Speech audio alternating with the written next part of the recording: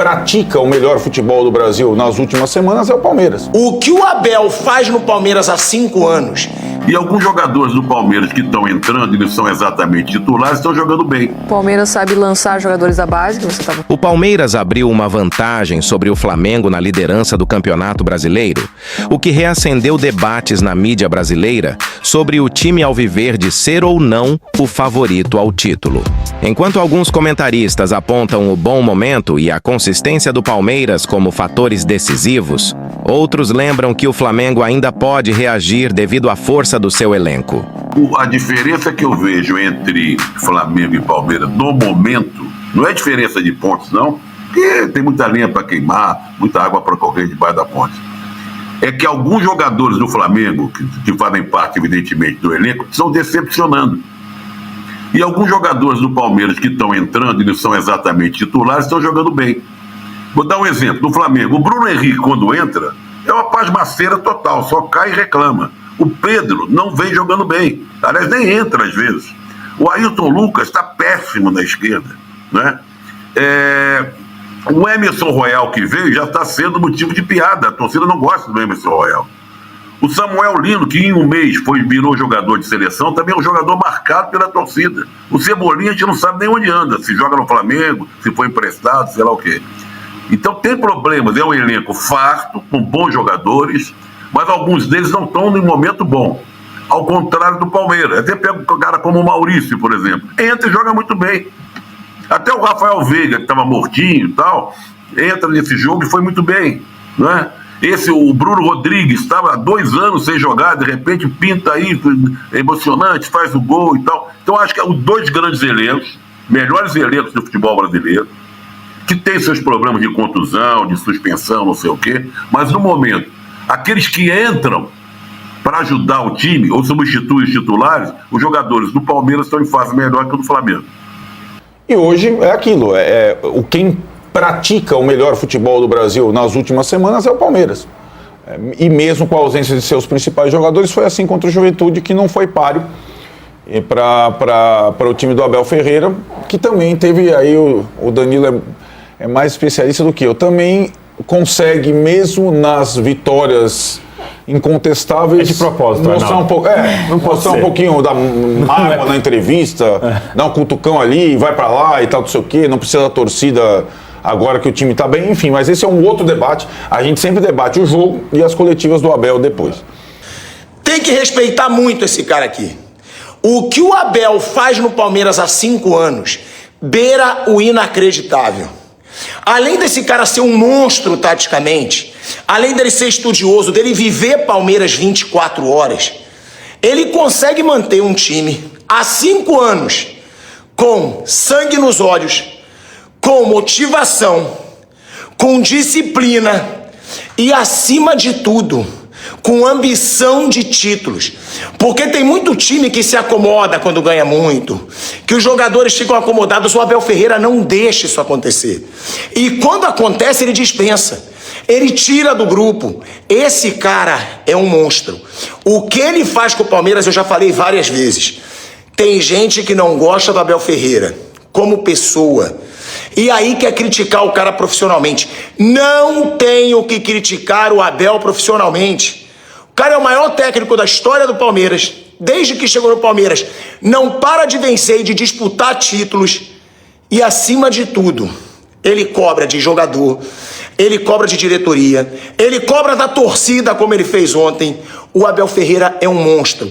E pro Palmeiras ter chegado no patamar que está hoje, é graças a esse cara aqui, que faz um trabalho impecável e consegue manter o time com sangue nos olhos a cada jogo, a cada título disputado. O Palmeiras sabe lançar jogadores da base, que você estava falando, não sabe brincar em relação a isso. Não sabe brincar. E sabe fazer com que eles despontem na equipe principal e sabe vender esses jogadores, né? Os contratos são muito bem amarrados, vende por valores enormes, né? E mais do que isso, né?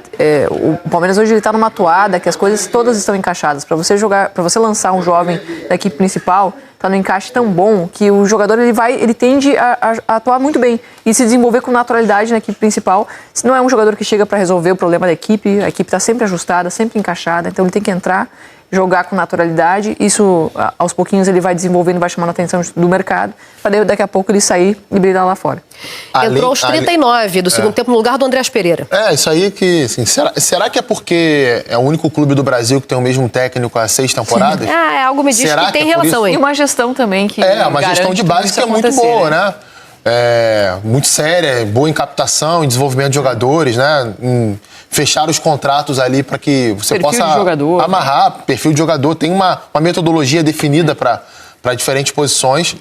E só que isso tem que se transformar em resultado no profissional. E isso só se transforma em resultado no profissional porque você tem um treinador que tem o mesmo estilo ali de montar a equipe, conduzir trabalhos, aproveitamento de jogadores de base. Os setores conversam, né? Há a conversa entre a galera da base e o profissional. Então não é por acaso, cara. E o futebol brasileiro tá precisando de meias de 100 milhões. Né? Vocês não queriam tanto? Mas olha só, isso daí, é bom que se diga, é um padrão de contrato, né? Não é que só vai vender se chegar a 100 milhões. Não, é uma proteção. A gente tá falando de um ideal, né? Não, mas já estamos falando de uma joia. Se a gente pega os contratos que costumam ser feitos pelo Palmeiras com essa joia, são contratos muito bons. Exatamente, o padrão é esse aí. Que maior favorito não, porque tem um confronto direto ainda, a gente precisa ver o que vai acontecer essa semana. Eu acho que se terminar essa semana com o Palmeiras ainda em vantagem, a gente pode falar que o Palmeiras sai dessa semana aqui como favorito, né? E ainda tem depois os mata-mata de Libertadores, alguns jogos decisivos pela frente. Do jogo em si, eu acho que tinha essa casca de banana que eu falei, porque o Palmeiras não tinha o seu lateral direito titular, não tinha o seu capitão e zagueiro titular, não tinha os dois candidatos à camisa 5, então o Bruno Fux jogou de camisa 5, aliás, o Bruno Fux jogou muito bem essa partida, ora como terceiro zagueiro, ora como camisa 5, apareceu para fazer o gol. O Bruno Fux tem uma saída de bola muito boa. E eu fiquei pensando como é engraçado, né? Porque lá no seu Galo, ele não jogou nada, né? Ele ficou lá encostado. E tá no Palmeiras agora, candidato a ser comprado com meses de antecedência aí da cláusula de compra. Tá muito bem o Bruno Fux, ele entrou muito bem no time. O Palmeiras não tinha sua dupla de ataque, então jogou o Bruno Rodrigues, que entrou e 2 anos depois fez um gol. Aliás, uma cena muito bonita, né? Do elenco todo abraçando o Bruno Rodrigues, do estádio vibrando, quando você vê que a vibração é diferente de um gol normal, né? Você sente que é aquela vibração que demora um pouco mais, né? E a cena dele beijando o joelho é bem bonita, né? A cena dele beijando os 2 joelhos. Então é uma história legal. Então eu acho que o Palmeiras tinha algumas cascas de banana, é verdade. O time que quer ser campeão não pode perder ponto do Juventude em casa. E o Palmeiras fez a missão, e fez a missão sobrando. E quando a gente olha na comparação com o Flamengo e com o Cruzeiro, a gente sempre vai lembrar que tanto o Flamengo quanto o Cruzeiro acabam perdendo pontos que o Palmeiras, na teoria, não perde, né? Que é para os times de baixo. O Palmeiras tem o famoso problema do G6, um aproveitamento muito ruim contra o G6, 20 e poucos %. Mas quando pega Ceará, Juventude, Santos, Vasco, Palmeiras normalmente não perde. E quando tem o clássico, teve toda a questão do final de semana passado, que quando o Palmeiras, apesar de toda a polêmica, conseguiu fazer os 3 gols em 20 minutos e virou o jogo em pleno Morumbi, que eu acho que aí a gente coloca na régua com o próximo jogo do Flamengo, né, que é o Botafogo. Palmeiras e São Paulo, Flamengo e Botafogo eram os 2 jogos equivalentes que a gente colocava nessa régua. Sobre o Abel, que você me perguntou, eu fiquei vendo a entrevista, eu vi uma vez, eu vi 2 vezes, Arnaldo, e eu pensei, só pode ser de propósito. Porque o Palmeiras ganhou de novo de 4-1, né? Já tinha ganhado do Inter, do Fortaleza, fez 4-1 contra o Juventude, dentro de casa, com quase 40 mil pessoas, festa, Palmeiras líder de verdade, né? Eu já estava meio na liderança, mas agora o mesmo número de jogos do Flamengo. E aí ele vai lembrar de novo de que agora não precisa da mancha verde. É uma mágoa que, em algum momento, assim, aparentemente, a arquibancada, beleza, já está de novo com o time, já abraçou o time, já está vibrando. Em alguns momentos canta o nome dos jogadores, inclusive o Veiga, que tem sido perseguido na internet, no estádio é outra coisa, é outra vida para o Veiga no estádio em relação ao que é na internet. Aliás, o que mostra mais uma vez como a internet é recheada de ódio. Mas aí o Abel vai e faz aquilo, eu falo, para mim só pode ser de propósito, para ele manter aquela história do vestiário inflamado, do vestiário com algum inimigo em comum, porque não é possível que ele queira lembrar disso de novo, faz 2 meses, que ele queira revirar o túmulo. E ele não entendeu que perder pro Corinthians é diferente, sim. E ele tem que lembrar que no ano passado a torcida aplaudiu a eliminação pro Botafogo e pro Flamengo. Não foi que a torcida do Palmeiras A torcida do Palmeiras cobrava agora, porque perdeu pro Corinthians, que é normal, é o principal rival. Perdeu a final e eliminado na outra. É normal. E aí o Abel quer revirar. Para mim, eu estou convencido que é de propósito para manter o fogo no vestiário. São 36 pontos em disputa pro Palmeiras e pro Flamengo. É muita coisa, né? É muito jogo ainda pela frente. Mesmo o confronto direto domingo, acho que não define rigorosamente nada. Ainda vão faltar 9 jogos para cada um, né? 9 não, 10 jogos, acho que é isso. Para cada um, porque tem um jogo atrasado ainda. Então, 10 jogos para cada um, 30 pontos a disputar. Os 2 últimos anos acho que mostram isso, só confirmam isso, né? Que o campeonato não se resolve faltando 12, 13. A não ser que você abra uma vantagem absurda. E nem assim, porque o Botafogo nessa altura do campeonato ano retrasado, tinha 11 pontos à frente do Palmeiras. E perdeu. E ficou em quinto. O Palmeiras, ano passado, ficou atrás do Botafogo e 6 pontos atrás ao final, como vice-campeão. E chegou na 36ª rodada, numa terça-feira, jogando pelo empate, perdeu em casa do Botafogo, que na quarta viajou para Buenos Aires, para no sábado, com um homem a menos, ganhar a Libertadores. Então, acho que o próprio campeonato mostra isso, né? Que tem muita coisa ainda para acontecer. E acho também que a gente está numa situação agora que a gente não sabe qual vai ser o Flamengo que vai jogar quarta e domingo. Né? Porque o time ficou 10 dias, 3 dias de folga, todo mundo descansou. Aliás, o Danilo falou do ódio na internet, né?